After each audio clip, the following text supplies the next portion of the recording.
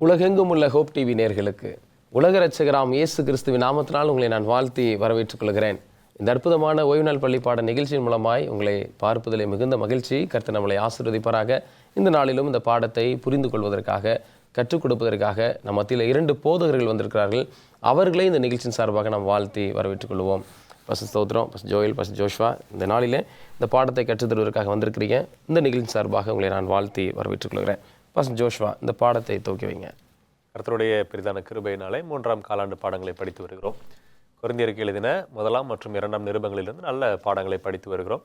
இந்த வாரத்தினுடைய தலைப்பு ஆவிக்குரிய வரங்கள் என்கிற தலைப்பின் கீழாக நாம் பாடங்களை படிக்க இருக்கிறோம். இந்த வாரத்திற்கான மனப்பாட வசனம் 1 கொரிந்தியரின் புஸ்தகம் 14ஆம் அதிகாரம் 1வது வசனம். அன்பை நாடுங்கள், ஞான வரங்களையும் விரும்புங்கள், விசேஷமாய் தீர்க்க தரிசன வரத்தை விரும்புங்கள் என்பது நல்ல ஒரு வசனம். பாஸ்டர், இந்த பாடத்தின் துவக்கத்தை நீங்கள் சொல்லுங்கள். இந்த ஆவிக்குரிய வரன்கள் என்பது திருத்துவ தேவனின் குணத்தை பிரதிபலிக்கிற ஒருமைப்பாட்டை குறிக்கிற ஒரு பாடம். குறிப்பாக நம்முடைய சபை ஆராதனைகளில் எதிர்பார்க்கப்படும் கிறிஸ்தவ நடத்தை பற்றி பேச இருக்கிறோம். இந்த நாள் பாடத்திலே நாம் படிக்கும்போது பவுலுக்கு ஒரு முக்கியமான ஒரு கவலை இருந்தது. அது என்ன என்று சொல்லி நாம் பார்க்கும்போது, ஒழுங்கில்லாத கூட்டங்களை பற்றி அவர் அதிகமாக தன்னுடைய இருதயத்திலே அவர் பாரத்தோடு சில காரியங்களை அவர் எழுதுகிறார். எனவே சபை என்பது பல்வேறு செயல்பாடுகளை கொண்ட உறுப்புகளாலே அது இருக்க வேண்டும். எப்படி ஒரு சரீரத்தில் இத்தனை அவயவங்கள் ஒன்றாக ஒரே நோக்கத்திற்காக செயல்பட்டு ஒரு சரீரத்தை வழிநடத்துகிறதோ, அதே போல் சபையிலும் பல விசுவாசிகள் பல விதமான அவயவங்களாக இருந்தாலும் ஒரே தலையாகிய கிறிஸ்துவுக்கு கட்டுப்பட்டு அந்த சபை பல தரப்பட்ட ஊழியத்தை செய்து தேவனுடைய நாமத்தை மகிமைப்படுத்த வேண்டும் என்று நாம் பார்க்கிறோம். எனவே இந்த அடிப்படையின் கீழாக இன்றைக்கு இதில் பல்வேறு ஆவிக்குரிய வரன்களை குறித்து இன்றைக்கு நம்ம ஆராய்ச்சி செய்ய இருக்கிறோம். எப்படியெல்லாம் நாம் அதை பயன்படுத்தி எப்படியெல்லாம் தேவனுடைய நாமத்திற்கு மகிமை சேர்க்க போகிறோம் என்று சொல்லி பவுல் நமக்கு இந்த பாடத்தை நம்மை அழைத்து செல்கிறார். நிச்சயமாக. ஃபர்ஸ்ட் முதல் கேள்வி என்னென்னா, இப்போது கொஞ்சமாக எனக்கு பாட்டு பாட தெரியும், கொஞ்சமாக இசை வாசிக்க தெரியும், இதுதான் ஆவிக்குரிய வரமா அல்லது ஆவிக்குரிய வரம்னா என்ன? ஆவிக்குரிய வரங்கள் என்று சொல்லும் பொழுது வேதத்திலே அதை குறித்து ஒரு 4 வேத பகுதிகள் விசேஷமாக சொல்லுகிறது. குறிப்பாக பவுலாருடைய எழுத்துக்களில் நம்ம பார்க்குறோம். 1 கொரிந்தியர் 12ஆம் அதிகாரத்தில் வாசிக்கிறோம், எபேசியர் 4ஆம் அதிகாரத்தில் வாசிக்கிறோம். அதில் குறிப்பாக இந்த 1 கொரிந்தியர் 12ஆம் அதிகாரத்தை நம்ம இந்த வார பாடத்தினுடைய தியான பகுதிக்காக வைத்திருக்கிறோம். இதில் ஒரு வசனத்தை நான் உங்களுக்காக வாசிக்கிறேன். 4வது வசனம். வரங்களில் வித்தியாசங்கள் உண்டு, ஆவியானவர் ஒருவரே. அப்படின்னா நீங்கள் சொன்னதை போல நீங்கள் சொன்ன காரியங்களும் வரங்களில் இருக்கிறது, நீங்கள் சொல்லாத அநேகமும் வரங்களில் இருக்கிறது. வரங்கள் பலவிதமான வரங்களை தேவன் வைத்திருக்கிறார். இது ஏன் அவசியம் என்று பார்க்கும் பொழுது, நம்ம ஏன் ஆண்டவரை ஏற்றுக்கிட்டு வந்தோம் அப்படின்னா, நம்ம பார்த்து ஆண்டவர்கிட்ட வரல. கண்டிப்பாக இவர் தான் இயேசு கிறிஸ்து, இவர் எனக்காக மரிச்சார், இவர் உயிர் தெழுந்தார் என்பதை நம்ம பார்த்து வரல. நம்ம எது நிமித்தமாக வந்திருக்கிறோம்னா விசுவாசித்து வந்திருக்கிறோம். வேதம் சொல்கிறது இந்த விசுவாசமே ஆவியின் வரம் தான் என்று சொல்லி. அப்போ இது இருந்துச்சுன்னா தான் நம்ம விசுவாச வாழ்க்கையை வாழ முடியும். நிச்சயமா. ஆவியின் வரம் இல்லை என்று சொன்னால் நம்மளால கிறிஸ்தவர்களாக இருக்க முடியாது. யாரெல்லாம் மனம் திரும்பி இயேசு கிறிஸ்துவை ஏற்றுக்கொள்கிறார்களோ அவர்கள் யாவரும் பரிசுத்தாவின் வரத்தை பெற்றுக்கொள்வீர்கள் என்று தான் அப்போஸ்தலர் 2ஆம் அதிகாரத்தில் பேதுரு பிரசங்கத்தில் அவர் வாக்குத்தத்தமாக சொல்லுகிறார். எனவே இந்த 1 கொரிந்தியர் 13ஆம் அதிகாரம் 13வது வசனத்தை வாசிக்கும் பொழுது இந்த ஆவியின் வரங்களை குறித்து சொல்லும் பொழுது விசுவாசமும் அதில் ஒரு வரமாகத்தான் இருக்கிறது. நிச்சயமா. இப்போ இந்த விசுவாசம் இல்லைன்னு சொன்னால் நம்மளால் ஒன்றுமே பண்ண முடியாது. 1 கொரிந்தியர் 12:11 சொல்கிறது, இவைகளை எல்லாம் அந்த ஒரே ஆவியானவர் நடப்பித்து. யார் கொடுக்குறா அப்படின்னு சொன்னால் பரிசுத்த ஆவியானவர் கொடுக்குறாரு. எப்படி கொடுக்குறாரு அப்படின்னு சொன்னால் தமது சித்தத்தின்படி அவனவனுக்கு பகிர்ந்து கொடுக்குறார். ஓகே, எனக்கு இந்த வரம், உங்களுக்கு அதே வரம் வருமா தெரியாது. அவருடைய சித்தப்படி ஊழியத்தில் எது எங்கே பயன்படுத்த வேண்டுமோ, எது எங்கே அவசியமாக இருக்கிறதோ அதை அவர் பகிர்ந்து கொடுக்கிறவராக இருக்கிறார் என்பதை நம்ம பார்க்கிறோம். நல்ல ஒரு பதில் பாஸ்டர். ஏன்னா இந்த ஆவியின் வரத்து நிமித்தமாக தான் அவ்வளவு உபத்திரவங்கள் துன்பங்கள் வந்த போதும் அது எல்லாவற்றையும் எதிர்த்து தேவனுடைய ஊழியக்காரர்களாகி அப்போஸ்தலர்கள் ஊழியம் செய்ய முடிஞ்சது. நிச்சயமாக. பாஸ்டர் ஜோயல், ஆவிக்குரிய வரங்களில் ஒரு ஒன்றிப்புன்னு சொல்கிறாங்க, அதாவது ஒரு ஒற்றுமை இன்னும் இருக்கலாம், அது ஏன் முக்கியம்? இந்த ஒருங்கிணைப்பு மிகவும் முக்கியம். 1 கொரிந்தியர் 12ஆம் அதிகாரம் 12ஆம் வசனத்தை பார்க்கும்போது, எப்படி எனில் சரீரம் ஒன்று, அதற்கு அவயவங்கள் அநேகம். ஒரு சரீரத்திற்கு நிறைய அவயவங்கள் இருக்கலாம். ஒரே சரீரத்தின் அவயவங்கள் எல்லாம் அநேகமாய் இருந்தும் சரீரம் ஒன்றாகவே இருக்கிறது. அந்த பிரகாரமாக கிறிஸ்துவும் இருக்கிறார் என்று சொல்லி நாம் பார்க்கிறோம். சரீரம் ஒன்றா இருக்கிற மாதிரி கிறிஸ்துவும் ஒன்றாக இருக்கிறாரு. அப்போ சரீரத்தில் பல அவயவங்கள், இப்போ என் சரீரத்தில் கை, கால், கண்ணெல்லாம் இருக்குது. இதெல்லாம் யாருடைய நலனுக்காக செயல்படுகிறது? என்னுடைய நலனுக்காக செய்யப்படுகிறது. கண்டிப்பாக. அப்போ அதே போல் பார்க்கும்போது சபை, அது இந்த சபை கிறிஸ்துவை தலைமையாக வைத்திருக்கும் போது அப்போ அந்த சபையில் இருக்கக்கூடியவர்கள் எல்லாமே கிறிஸ்துவினுடைய கட்டுப்பாட்டுக்குள்ளாக கீழே இருந்து அந்த சபையினுடைய நன்மைக்காக அவர்கள் செயல்படுகிறவர்களாக இருப்பாங்க என்று சொல்லி நாம் பார்க்கிறோம். அதற்கு ஒன்றுபடுதல் என்பது மிகவும் அவசியமானதாக இருக்கிறது. எனவே சபை குறித்து நாம் பார்க்கும்போது இது ஒரு உடலை போன்றது. ஒவ்வொருவருக்கும் தனித்தனி பணி இருக்கிறது. இருந்தாலும் எல்லாரும் ஒன்றாய் சேர்ந்து கிறிஸ்துவையே அறிக்கை செய்கிறவர்களாக இருக்கிறாங்க. அம்மையார் இதை குறித்து எழுதியிருக்கிறாங்க பாருங்க.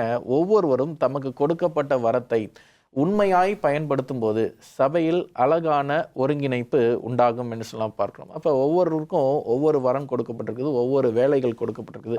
அதையெல்லாம் நம்ம நேர்த்தியாய் நம்ம செய்யும் போது சபை அழகானதாக மாறும். எனவே ஆவிக்குரிய வரன்கள் என்பது பல வகையாக இருந்தாலும் அவை எல்லாம் பாஸ்டர் சொன்ன கருத்து போலவும் வேதாமத்தை பார்க்கும்போது எல்லாம் பரிசுத்த ஆவியானவராலே கொடுக்கப்பட்டிருக்குது. அதுவும் அவருடைய சித்தத்தின்படியாகவே கொடுக்கப்பட்டிருக்குது. எனவே ஒவ்வொருவருக்கும் தனிப்பட்ட வரம் நிச்சயமாய் உள்ளது. யாருமே சொல்ல முடியாது எனக்கு வரம் இல்லைன்னு சொல்லி. எல்லாருக்குமே ஒவ்வொரு வரம் கொடுக்கப்பட்டிருக்கிறது. அது யாருடைய பிரயோஜனத்திற்காக என்ன சொன்ன பார்க்கும்போது சபையினுடைய நன்மைக்காக கொடுக்கப்பட்டிருக்கிறது.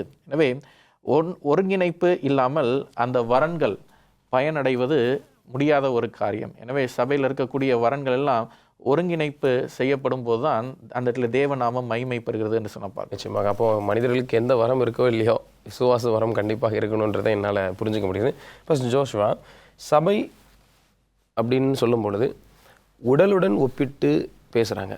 ஏன் வேறு எந்த ஒரு உதாரணத்தையும் பேசாமல் இந்த ஒரு எடுத்துக்காட்டை பயன்படுத்தினாங்க? சரீரத்தோடு ஏன் ஒப்பிட்டாங்க? இதை ஒரு நல்ல அனாலஜின்ற ஆங்கிலத்தில் சொல்லுவாங்க. ஒப்பிட்டு பார்க்கும் பொழுது எளிதில் புரிந்து கொள்ளும்படியாக கருத்தையுடைய காரியத்தை நம்ம புரிந்து கொள்ளும்படியாக இது சொல்லப்பட்டிருக்குது. ஏன்னா பலவிதமான கூட்டத்தினர் கிறிஸ்துவின் சபைக்குள்ள பெருக்கிறாங்க. முன்பு யூதர்கள் மட்டும்தான் இருந்தாங்க. புறஜாதியாருக்கும் சத்தியம் சொல்லும்படியாக பவுலை தேவன் அழைத்திருக்கிறார். இப்போ அங்கே பலதரப்பட்ட கலாச்சாரத்தை சேர்ந்தவர்கள் இருக்கிறாங்க. அதை குறித்து பவுல் எழுதும் பொழுது 1 கொரிந்தியர் 12:13 நாம் யூதராயினும் கிரேக்கராயினும் அடிமைகளாயினும் சுயாதீனரானாலும். அப்போது பலதரப்பட்ட மக்கள் இருக்கிறாங்கன்னு சொல்லி பார்த்தாச்சு. இது எல்லாம் பலதரப்பட்டவர்களாக இருந்தாலும் இவர்கள் எல்லாம் ஒன்றா இருக்கிறாங்க என்பதை காட்டும்படியாக சரீரத்தை சொல்றாரு. ஓகே, சரீரத்துல கண் இருக்குது, கண்ணை போலவே காது கிடையாது. கண்டிப்பா சரீரத்துல தான் இருக்குது, ஆனா இதுவும் வேற. அதே போலதான் நீங்கள் பிறப்பால் வெவ்வேறாக இருந்தாலும் நீங்க எங்கதான் இருக்கிறீங்கன்னு சொன்னா சபையில தான் இருக்கிறீங்க என்பதை குறிப்பதற்காக அவர் சபையை பயன்படுத்துகிறார். நல்ல ஒரு கருத்து பாஸ்டர். ஒரு இடைவெளி பிற்பாடு தொடர்ந்து படிப்போம். நேர்களே, ஒரு சிறிய இடைவெளி பிற்பாடு மீண்டும் நாம் நிகழ்ச்சிக்கு செல்லலாம்.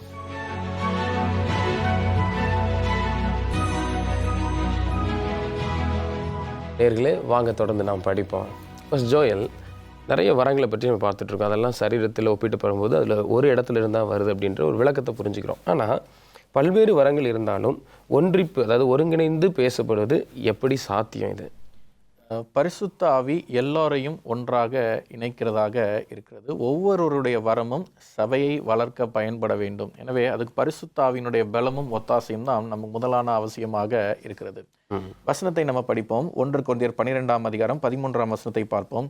நாம் யூதராயினும் கிரேக்கராயினும் அடிமைகளாயினும் சுயாதீனராயினும் எல்லாரும் ஒரே ஆவியினாலே ஒரே சரீரத்திற்குள்ளாக ஞானஸ்நானம் பண்ணப்பட்டு எல்லாரும் ஒரே ஆவிக்குள்ளாகவே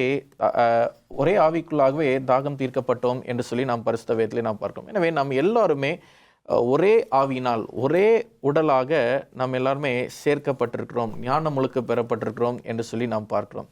அப்போ இது எப்போ உணர்த்தப்படுகிறது என்று சொல்லி நாம் பார்க்கும்போது பரிசுத்த ஆவியானுடைய பிரசன்னம் நம்முடைய இருதயத்திலே நிலை நிற்கும் போது தான் இது நமக்கு உணர்த்தப்படுகிற ஒவ்வொன்றாக இருக்கிறது. எபேசியர்லையும் நாம் பார்க்கும்போது 4ஆம் அதிகாரம் 11ஆம் வசனம் தொடங்கி 13ஆம் வசனம் வரைக்கும் நாம் பார்க்கும்போது பரிசுத்தமானவர்களை சீர்படுத்தவும் கிறிஸ்துவின் உடல் என்பது நமக்கு அங்கே சுட்டி காட்டப்பட்டிருக்கிறது என்று சொல்லி நாம் பார்க்கிறோம். எனவே அம்மையார் அதை குறித்து எழுதியிருக்கிறாங்க. ஒவ்வொருவரும் தமக்கு கொடுக்கப்பட்ட வரத்தை அன்புடன் பயன்படுத்தினால் சபையில் உண்மையான அந்த ஒருங்கிணைப்பு ஒற்றுமை ஏற்படும் என்று சொல்லி நாம் பார்க்கிறோம். எனவே நம்மளுடைய வரன்களை வெளிப்படுத்துதலையும் அன்பு என்ற ஒரு குணம் அந்த இடத்திலே பிரதிபலிக்க வேண்டும் என்று சொல்லலாம் பார்க்கிறோம். எனவே சபை ஒரு உடலை போல அங்கங்கள் பலவாக இருந்தாலும் ஆனால் உடல் ஒன்றாக இருக்கிறது. எனவே ஒவ்வொருவருக்கும் தனித்தனி வரம் இருக்கிறது. எனவே இல்லை யாருமே தேவையில்லாதவங்க என்று சொல்லி நம்ம யாரையுமே நம்ம ஒதுக்கி வைக்க முடியாது. பல வேறுபாடுகள் இருந்தாலும் கிறிஸ்துவின் ஒன்றிணைப்பு நமக்கு அவசியம் என்று சொல்லி நம்ம விசுவாசிக்கிறோம். எனவே பரிசுத்த ஆவியானவராலே இது சாத்தியமாகும், அன்புனால இது சாத்தியமாகும். இந்த பாடத்தினுடைய முக்கிய கருத்து என்னன்னு சொன்ன வரும்போது அன்பு இல்லாமல் ஆவிக்குரிய வரங்களை நம்ம செயல்படுத்த முடியாது. அது எல்லாமே மதிப்பில்லாததாக மாறிவிடும். எனவே அன்பும் பரிசுத்த ஆவியானுடைய செயல்பாடுகளும் நமக்குள்ளாக இருக்க வேண்டும். நிச்சயமா பாஸ்டர், நல்ல ஒரு கருத்து. பாஸ்டர் இவங்க சொன்னாங்கல்ல, அன்பு இல்லாமல் இந்த ஆவிக்குரிய வரம் இருக்காதுன்னு. ஏன் அந்த அன்பை ஆவிக்குரிய வரத்தோடு தொடர்பு படுத்தி பேசுகிறாங்க? அதை குறித்து நம்ம இன்னும் வரக்கூடிய பாடங்களிலே பவுலார் எழுதியிருக்கிறதை இன்னும் ஆழமாக இந்த அன்பு, அதுவும் கிறிஸ்துவின் அன்பு என்ற தலைப்பில் நம்ம படிப்போம். இந்த கேள்விக்கான பதில் 1 கொரிந்தியர் 13ஆம் அதிகாரத்தில் அவர் ஒரு சில வரங்களை பட்டியலிட்டு அந்த பட்டியலில் அன்பு இல்லைன்னா அது எப்படி இருக்குன்னு சொல்லி எழுதியிருக்கிறாரு. 1வது வசனம், நான் மனுஷர் பாஷைகளையும் தூதர் பாஷைகளையும் பேசினாலும் அன்பு எனக்கு இராவிட்டால் சத்தமிடுகிற வெண்கலம் போலவும் ஓசையிடுகிற கைத்தளம் போலவும் இருப்பேன். பல பாஷைகளை பேசுகிற வரம் இருந்தாலும் அன்பு இல்லாவிட்டால் அதுல பிரயோஜனம் இல்லை. ஆமா, நான் தீர்க்க தரிசன வரத்தை உடையவனாயிருந்தும் சகல ரகசியங்களையும் சகல அறிவையும் அறிந்தாலும் மலைகளை பேர்க்கத்தக்க சகல விசுவாசம் உள்ளவனா இருந்தாலும் அன்பு எனக்கு இராவிட்டால் நான் ஒன்றுமே இல்லை என்று சொல்றார். அப்போ என்னென்ன வரங்கள் எல்லாம் நம்ம பெரிதாக நினைக்கிறோமோ, விசுவாசம், தீர்க்க தரிசன வரம், பல பாஷைகளை பேசுகிற வரம், இது எல்லாம் நம்மகிட்ட இருந்தாலும் அன்பு இல்லைன்னு சொன்னால் அதில் ஒன்றுமே இல்லைன்னு சொல்றாரு. ஏன் இந்த அன்பு முக்கியமானது? இந்த அன்பு வந்துட்டு இந்த வரத்திற்கு ஏன் முக்கியமானது அப்படின்னு சொல்லி பார்க்கும்பொழுது, இந்த அன்பிற்கு என்று ஒரு குணாதிசயம் இருக்கிறது. இந்த அன்பு தேவனுடைய குணம், தேவனே அன்பாக இருக்கிறார் என்று நம்ம பார்க்கிறோம். இந்த அன்பு எதையெல்லாம் செய்யுது அப்படின்னு சொல்லி 4-7 வசனங்களை வாசிக்கும் பொழுது, அன்பு எதை செய்யும் எதை செய்யாது என்று ஒரு பட்டியல் இருக்கு. அதில் எதையெல்லாம் செய்யும் அப்படின்னு சொல்லி ஒரு 7 காரியங்கள் இருக்குது, எதையெல்லாம் செய்யாது என்று சொல்லி ஒரு 8 காரியங்கள் இருக்குது. இதில் நீங்கள் 4வது வசனத்தை வாசிக்கும் பொழுது சாந்தம், தயவு என்று சொல்லி நம்ம பார்க்குறோம். அன்புக்கு இதெல்லாம் இருக்கும். இதெல்லாம் இருக்கும் பொழுது அந்த வரங்களை பயன்படுத்த முடியும், அது பிரயோஜனம் உள்ளதாக இருக்கும். எதையெல்லாம் இருக்காது அப்படின்னு சொன்னால், அதாவது வந்துட்டு பொறாமை இருக்காது, தன்னை புகழாது, இருமாப்பாயிராது. இப்போ இந்த குணங்களெல்லாம் வச்சுக்கிட்டு ஒரு வரத்தை செயல்படுத்தணும்னு சொன்னால் அந்த வரம் எப்படிப்பட்டதாக இருக்குன்னு சொல்லி யோசித்து பார்க்க வேண்டும். ஏன்னா கொரிந்தில் இந்த பிரச்சனை தான் இருந்துச்சு. நான் இதை பேசுகிறேன், நான் இதை பண்ணுறேன், நான் பெரியவன், அந்த இருமாப்பு காணப்பட்டது. இன்னொருத்தரை பார்த்து பொறாமைப்படக்கூடியது இருந்துச்சு. ஸோ இந்த அன்பு இல்லாத போது நீங்கள் எதை செஞ்சாலும் அதனால் ஒரு பிரயோஜனம் இல்லை என்பதை பவுல் இங்கே புரிய வைக்கிறார். நிச்சயம் பஸ், நல்ல ஒரு கருத்து. பஸ் ஜோயல், அன்பில்லாமல் ஆவிக்குரிய வரங்களுக்கு மதிப்பு கிடையாதா, இருக்கா இல்லையா? மேலே சொல்ல வேண்டும் சொன்னால் இல்லை என்று தான் சொல்ல முடியும். ஏன்னா நம்ம கடந்த ஆராய்ச்சியில் நம்ம அதை தான் நம்ம படிச்சிருந்தோம். ஏனென்றால் இந்த அன்பு இருக்கிற இடத்துல சில நற்குணங்கள் நிறைந்திருக்கும்.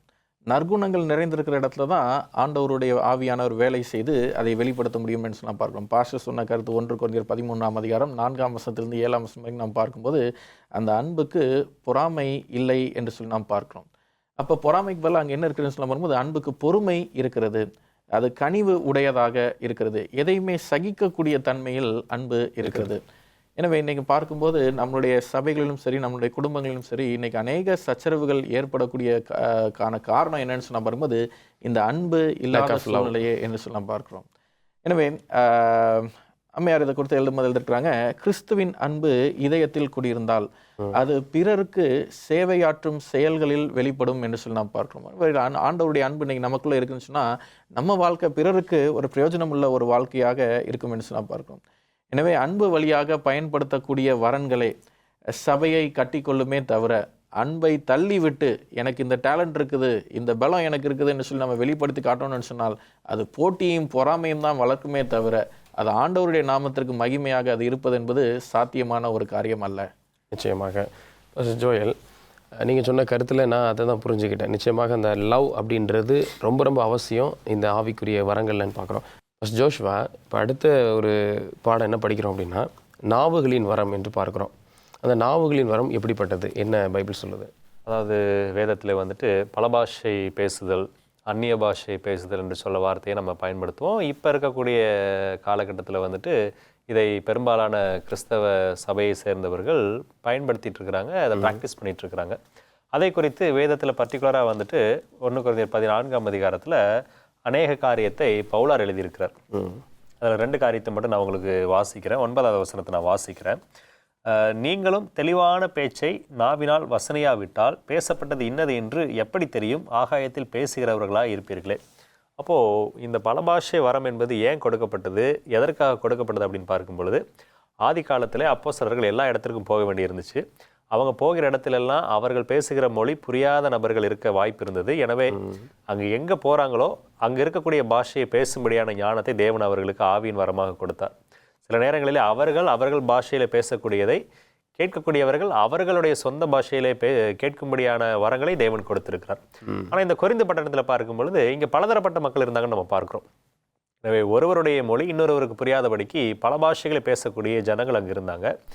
அப்போ புரியாத ஒரு நபருக்கு இவருடைய பாஷையிலே பேசுறாரு, அல்லது இவர் வேறொரு மொழியை அங்க கொண்டு வந்து பேசுறாரு அப்படிங்கும்போது அது அவர்களுக்கு புரியாது. அதுதான் பவுல் சொல்றாரு. என்ன சொல்றாருன்னா, அவர்களுக்கு புரியாத இடத்துல நீங்கள் அந்த வார்த்தையை பேசுனீங்கன்னா அதனால் பிரயோஜனம் என்னன்னு சொல்லி கேட்குறாரு.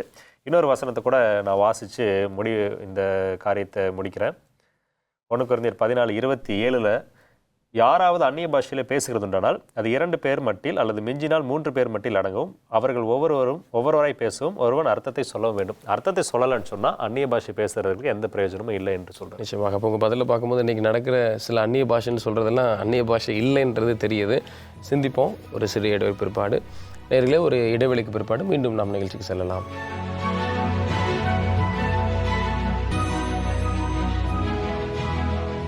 நேர்களே, வாங்க தொடர்ந்து நாம் படிப்போம். ஃபர்ஸ்ட் ஜோயல், எல்லோரும் அந்நிய பாஷை பேசணும்னு எதுவும் கட்டாயம் இருக்கா? இந்த அந்நிய பாஷை வரம் என்று சொன்னால், உண்மையில் சொல்ல வேண்டும் என்று சொன்னால், அது உண்மையான மொழிகளில் பேசக்கூடிய திறன். அப்படி என்றால் அது சபைக்கு புரியும்படி பயன்படுத்த வேண்டிய ஒன்று. இதில் விளக்கம் இல்லாமல் பயன்படுத்துவதனாலே குழப்பங்கள் அநேகம் ஏற்படும் அப்படின்னு சொல்லி நம்ம பார்க்குறோம். அப்போ இதெல்லாம் இருக்கும்போது நம்ம வேதத்தில் நம்ம ஒரு வசனத்தை நம்ம படிக்கிறோம் பாருங்கள். 1 கொரிந்தியர் 12:30 பார்க்கும்போது, எல்லாரும் குணமாக்கும் வரங்களுடையவர்களா, எல்லாரும் அந்நிய பாஷையை பேசுகிறவர்களா, எல்லாரும் வியாக்கியானம் பண்ணுகிறவர்களான்னு சொல்லலாம் பார்க்கும்போது எல்லாருக்குமே அது கிடையாது. கண்டிப்பாக ஆண்டவர் எல்லாருக்குமே அது வித்தியாசப்படுத்தி ஒவ்வொருவர்களும் அவனுடைய ஆற்றலுக்கு தக்க விதத்திலே அதை ஆண்டவர் நமக்கு அதை கொடுக்கிறாருன்னு சொல்லலாம் பார்க்கிறோம். 1 கொரிந்தியர் 14:5 பார்க்கும்போது, பவுல் அதை விரும்பினால் கூட அது அனைவருக்கும் இல்லை என்பதுதான் உண்மை. அப்போ எல்லாருக்குமே அது கிடைப்பது என்பது அரிதான ஒரு காரியம். பாஸ்டர் ஒரு கருத்து சொன்னாங்க, அன்னைக்கு அப்போஸ்தலர்கள் வந்து வெவ்வேறு இடங்களுக்கு சென்று அவங்க பிரசங்கித்தாங்க. வெவ்வேறு இடங்கள், வெவ்வேறு கலாச்சாரங்கள், வெவ்வேறு பாஷைக்காரர்கள் இருக்கக்கூடிய இடத்துக்கு போனாங்க. ஆனாலும் அவங்க புரிந்து கொள்ளக்கூடிய அளவுக்கான மொழிகளில் தான் அவங்க பேசினாங்க. எனவே எல்லாரும் ஒரே வரத்தை அவங்க பெறவில்லை என்பதுதான் உண்மை. பரிசுத்த ஆவி தன் சித்தத்தின்படி ஒவ்வொருவருக்கும் அளந்து கொடுக்கிறதாக இருக்கிறது. அம்மையார் இதை குறித்து எழுதிருக்கிறாங்க, பரிசுத்த ஆவியின் வரங்களில் பல வகை உண்டு, அவை அனைத்தும் சபையினுடைய நன்மைக்காகவே கொடுக்கப்பட்டிருக்கிறது. எனவே இன்னைக்கு நம்ம பெற்றிருக்கிற வரன்களாக இருந்தாலும், அல்லது அந்நிய பாஷையின் வரமாக இருந்தாலும், அது என்ன என்று சொல்லலாம் நம்ம படித்திருக்கிறோம். ஆனால் அது சபையினுடைய நன்மைக்காக இருக்கிறதா, சபையினுடைய வளர்ச்சிக்காக இருக்கிறதா என்று சொல்லி நம்ம சிந்தித்து பார்க்க வேண்டிய அவசியத்திலே நம்ம இருக்கிறோம். நிச்சயமாக. ஃபஸ்ட்டு இப்போ நம்ம நிறைய வரங்கள் பற்றி சொன்னீங்க, அதனுடைய விளக்கத்தை நம்ம படித்தோம்.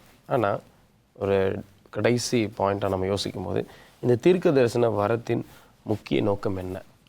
நம்ம பொதுவாக அந்நிய பாஷையில் பேசுவது, தீர்க்க தரிசனம் சொல்லுவது இந்த காலகட்டத்தில் வந்து ரொம்ப ஃபேமஸான வரங்களாக பார்க்கப்படுகிறது. அதில் வந்துட்டு இந்த அந்நிய பாஷை அப்படின்றதுல தான் வந்துட்டு பெரிய குழப்பங்கள் இருக்குன்னு நம்ம நினச்சிட்டு இருக்கிறோம்.